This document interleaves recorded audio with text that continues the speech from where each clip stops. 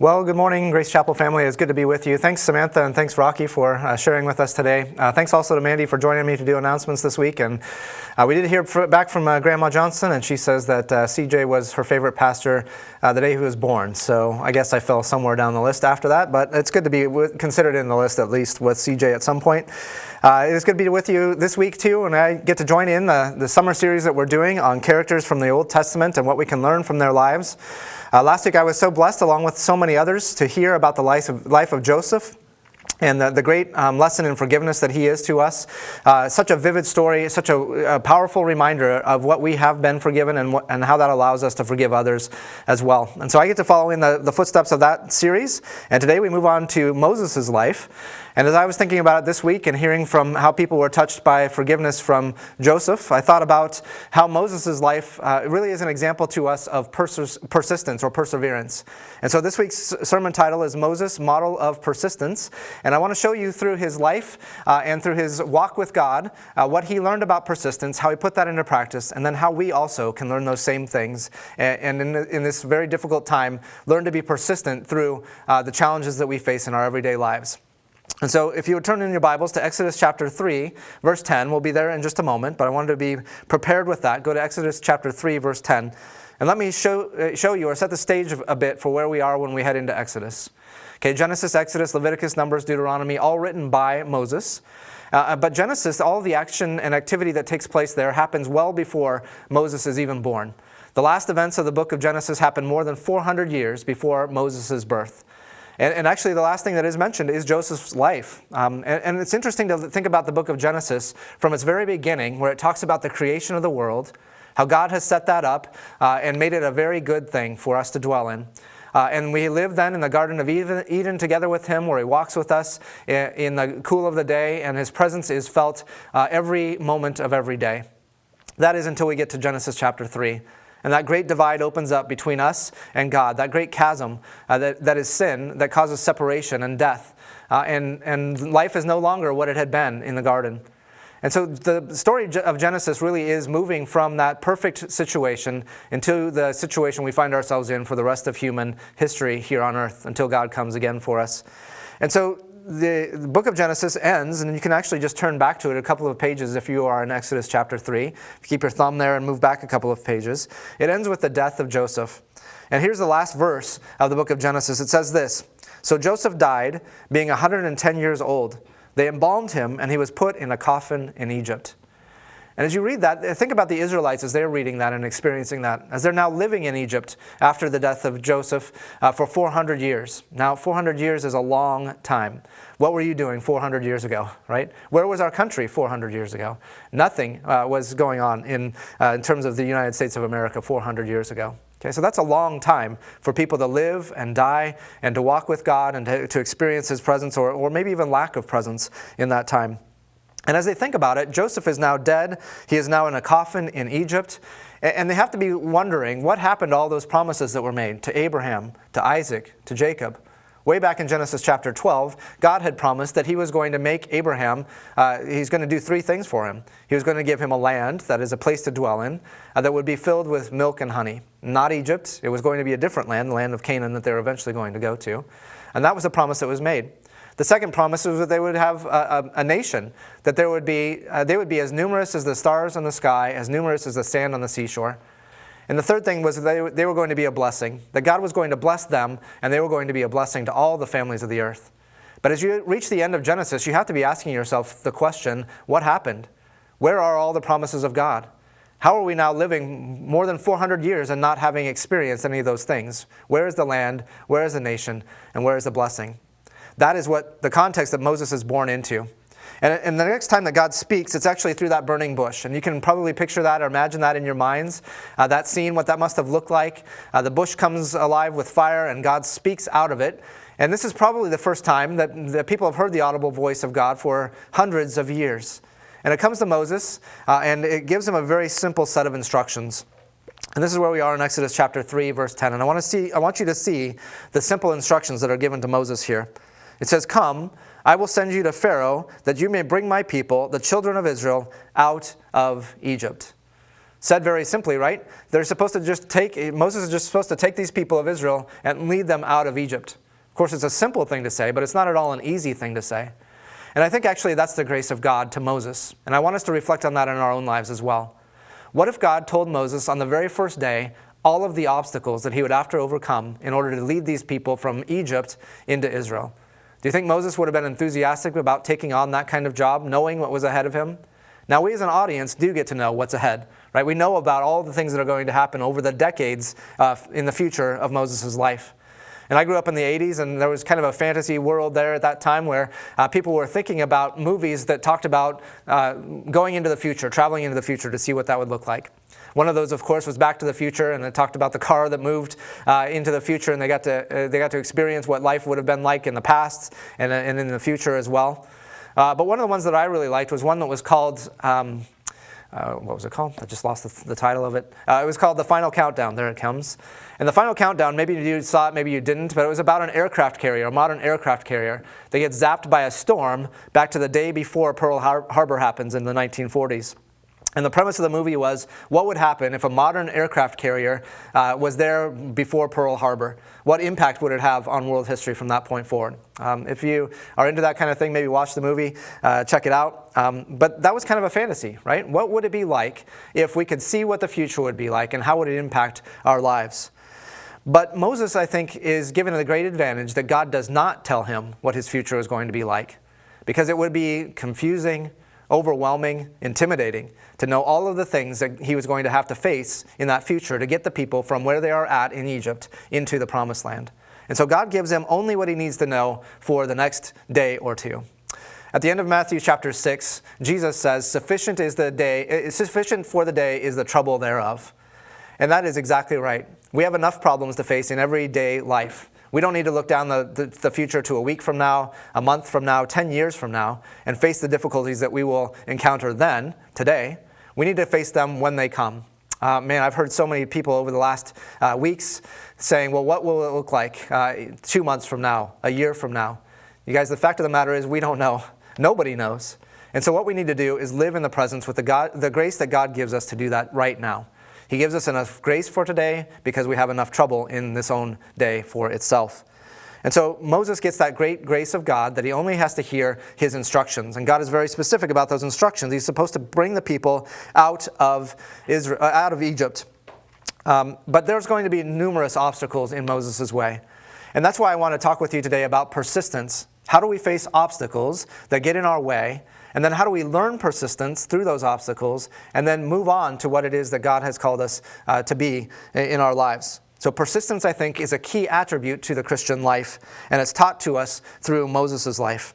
So I want to talk about 4 obstacles that are in Moses' way as he moves from Egypt into the Promised Land. And that the first of those obstacles actually is an interesting one. It is Moses himself. You see, the first obstacle we often face in all of our lives is ourselves. Our biggest challenge is ourselves, our own self-centeredness, our own laziness, our own misdirected passions, our own insecurities. Those are the things that cause us the most difficulty in our lives, and they are with us every day and everywhere. There's nowhere that we can go to escape from ourselves. And this is what Exodus 3:11 says. Just after God tells Moses what he wants him to do, Moses replies with, "Who am I?" Right? Moses is feeling his own inadequacy. And this brings into his life a bit of insecurity. Who am I? And we'll know about Moses in the coming chapters that he has a hard time speaking. Maybe he has a speech impediment, whatever it is.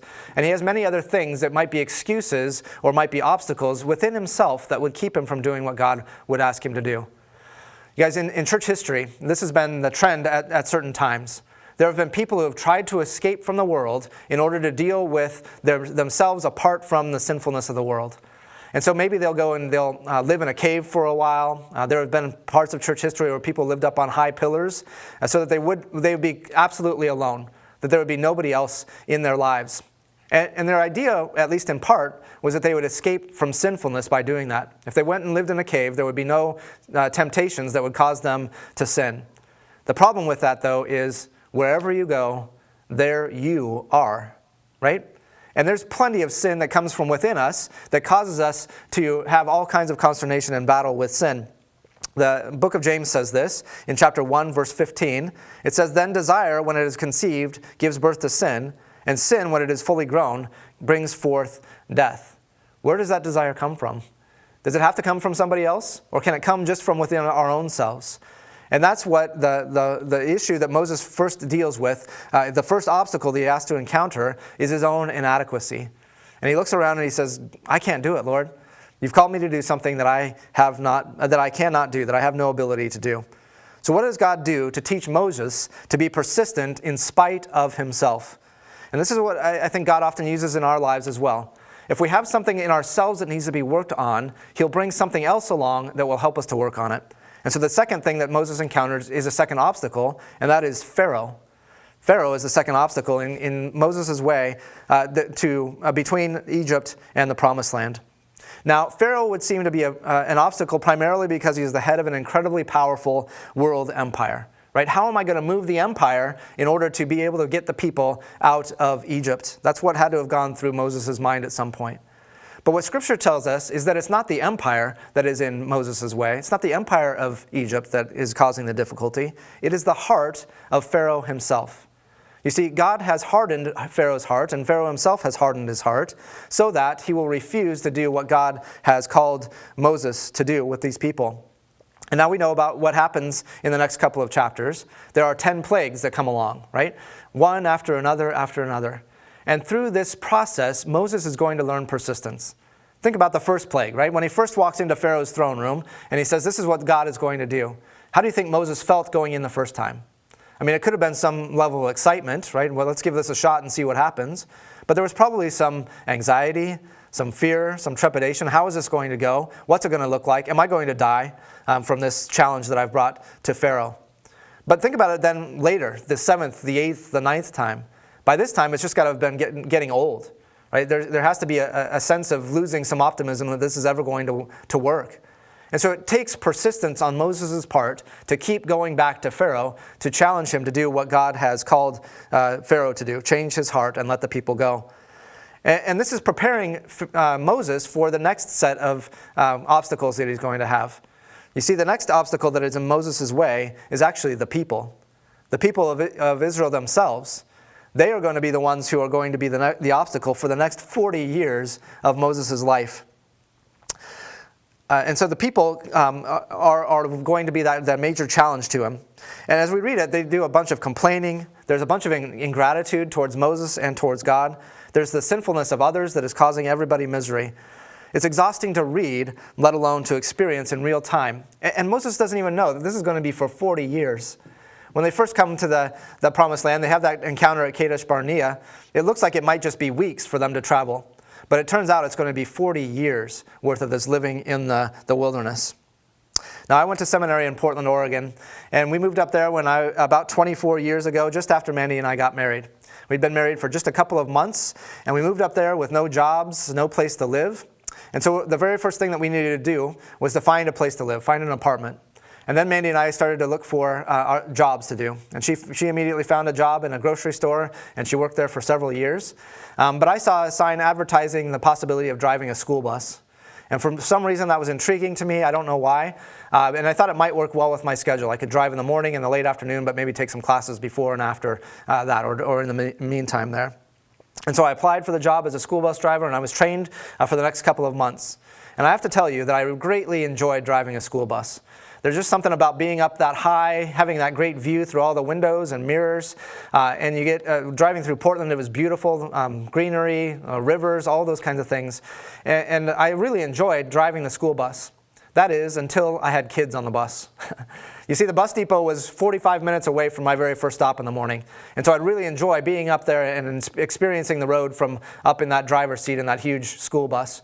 But as soon as the kids got on the bus, it was a whole different story. The elementary school kids were generally kind and respectful, but they had a very difficult time not being squirmy and moving around. So I'd have to constantly tell them, sit down, sit down, sit down. And that was more of my job than actually driving the school bus. But then later I'd also have junior hires, and that made it even more difficult. The junior hires had no respect for the bus driver. They had no sense that I had any authority or power over them.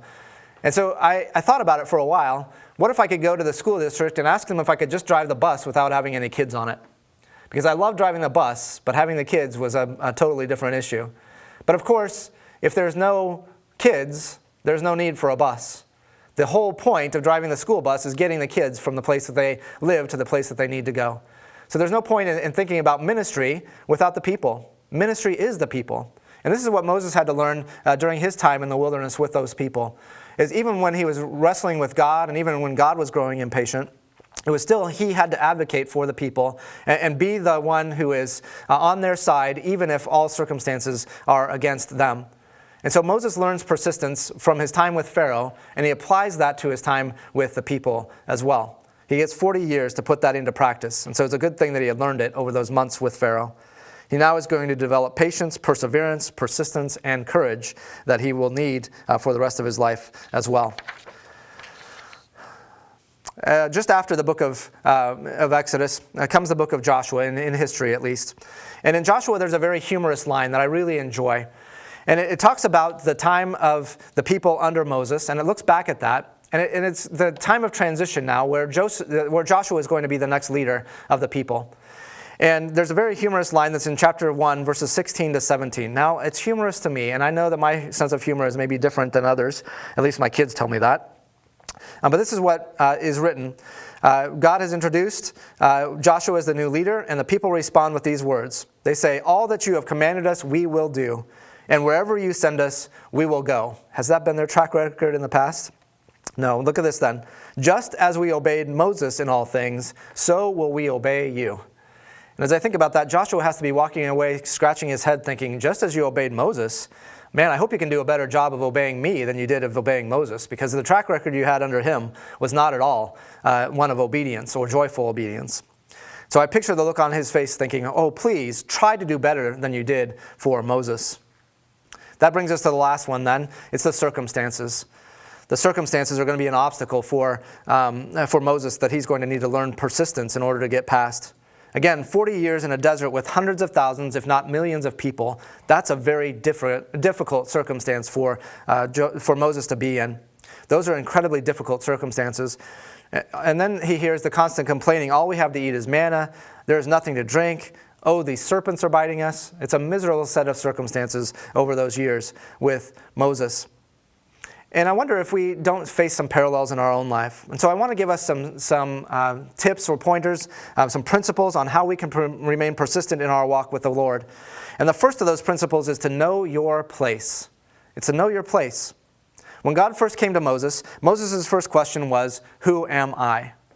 But God's response in the next verse was, but I will be with you. You see, this is going to be a partnership between God and Moses. I think we often get caught up in our lives with trying to do things on our own. We want to do and be as independent as we possibly can be. And then if we get ourselves in trouble, okay, then maybe we might ask God for some help or somebody else for some help. But as far as I can, I'm going to do what I can on my own. And God does not intend that for our lives. We take the weight of the world on our shoulders when it doesn't belong to us. We want to or feel like we have to do what is actually God's job. Now, Paul David Tripp said something that stuck with me, though I wasn't able to find exactly where he said it, and maybe he said it in multiple different places. But he said something to the effect of this: you are not the fourth member of the Trinity. There is no job opening in the Trinity. God is not taking applications to do his job. It is not as if he needs it to be the Father, the Son, the Holy Spirit, and Moses, or Brad, or Joe, or Sue. We cannot do God's job, and we should not try to do that which is his responsibility. We need to understand the limits of our own ability and our own responsibility, and that will help us in our persistence. We don't want to be persistent in the wrong things.